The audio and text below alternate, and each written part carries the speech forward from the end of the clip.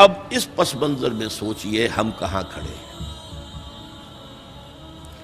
ہم کس شے کی گواہی دنیا کے سامنے دے رہے ہیں؟ ہمارے تو انفرادی معاملات بھی بہت پست ہیں، ہمارے تو معاملات آپس کے غلط ہیں، ہم تو جھوٹ اور دھوکہ اور فریب اور ملاوٹ اور خیانت اور غبن، اس میں تو ہم بہت ہائی مارکس جو ہیں سیکیور کر رہے ہیں۔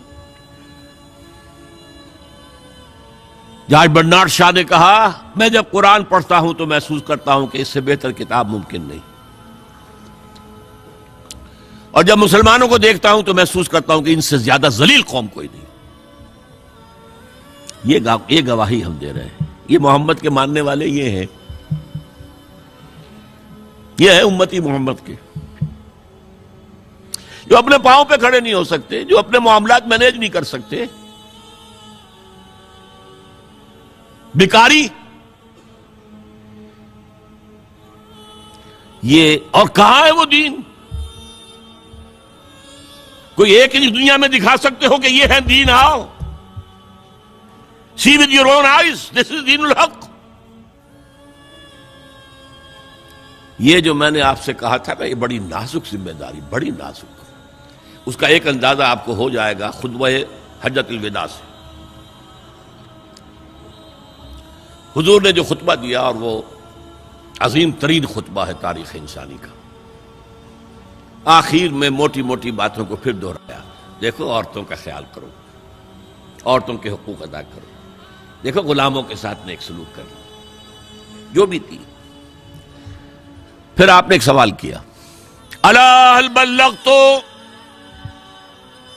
لوگوں میں نے پہنچا دیا یا نہیں؟ 1.25 لاکھ کا مجمع تھا،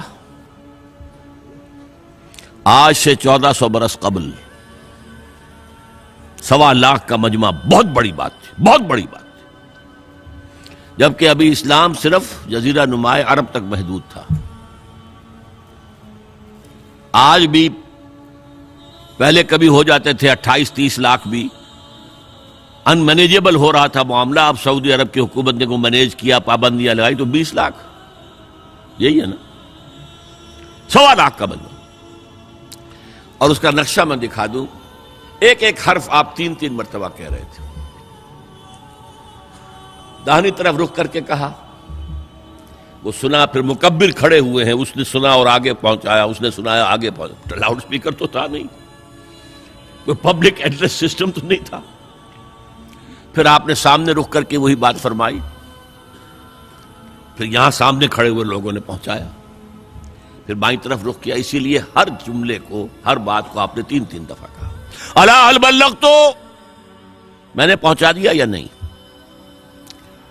اور عام عادت صحابہ کی یہ تھی کہ اول تو حضور کے سوال پر خاموش رہتے تھے کہ واللہ ورسولہ عالم، یا اگر جواب دیتے تھے تو فرط ادب سے بہت مختصر جواب۔ وہ چلبلے قسم کے شاگرد جو ہوتے ہیں، جو استادوں کو بھی پڑھانا چاہتے ہیں، صحابہ کرام اس طرح کے نہیں تھے، اپنی لیاقت اور ذہانت کا روب جو ہے اپنے استادوں پر گاٹھ دیں۔ وہاں تو یہ تھا کہ ایک بات جواب ہے، یہاں 4 جواب دیے ہیں صحابہ نے۔ انا نشہد انک قد بلغت الرسالۃ وادیت الامانۃ ونصحت الامۃ وکشفت الغمۃ۔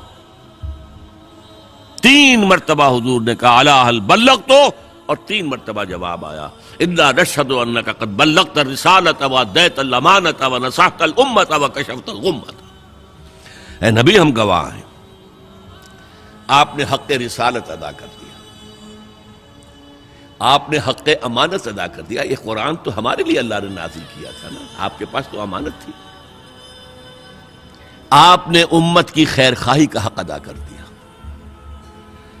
آپ نے ہر قسم کی گمراہیوں کے، اندھیاریوں کے، اندھیروں کے پردے چاک کر دیے۔ 3 دفعہ یہ جواب لے کر انگشت شہادت سے اشارہ کیا آسمان کی طرف، پھر لوگوں کی طرف، اللہم اشہد، اللہم اشہد، اللہم اشہد۔ اے اللہ تو بھی گواہ رہے، یہ مان رہے ہیں کہ میں نے پہنچا دیا۔ They can't sue me in your court on the day of judgment۔ یہ میرے خلاف استغاثہ نہیں لا سکتے کہ میں نے پہنچانے میں کمی کی ہے۔ یہ مان رہے ہیں کہ میں نے پہنچا دیا. It was the sigh of relief جس کو کہتے ہیں 23 برس کی محنت شاقہ. کون کون سے مراحل آئے ہیں.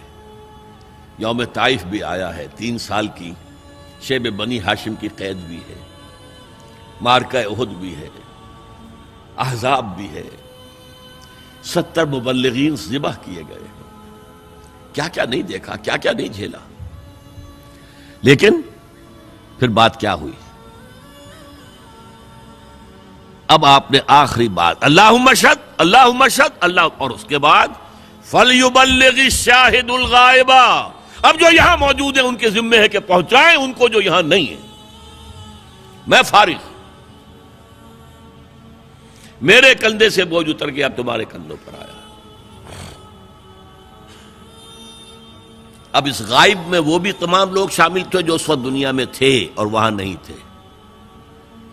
شاہد اور غائب کا لفظ آ گیا جہاں سے میں نے بات شروع کی تھی. شاہد اور غائب، شاہد موجود، فَلْيُبَلِّغِ الشَّاهِدُ الْغَائِبَ، اور غائب میں وہ بھی ہے جو قیامت تک آئیں گے. یہ ہے اس امت کا فرض منصبی، اور اگر آپ سمجھیں یہ ہے اس امت کا فریضہ رسالت. هي الحلقات تحفظني بآيات من القرآن، هي الحلقات تملأني بحب المصطفى العدنان، هي الحلقات تحفظني بآيات من القرآن، هي الحلقات تملأني بحب المصطفى العدنان.